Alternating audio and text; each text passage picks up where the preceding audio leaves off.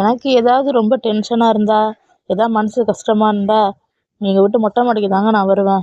பாருங்க, இதெல்லாம் நம்ம பார்க்கும்போதே அப்படியே மனசு ரொம்ப பீஸ்ஃபுல்லா ஆயிடும்.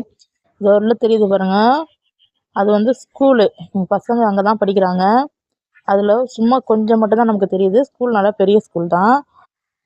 இது பாருங்க அப்படியே சுத்தி பார்த்தா அப்படியே பசுமையா இருக்கும்.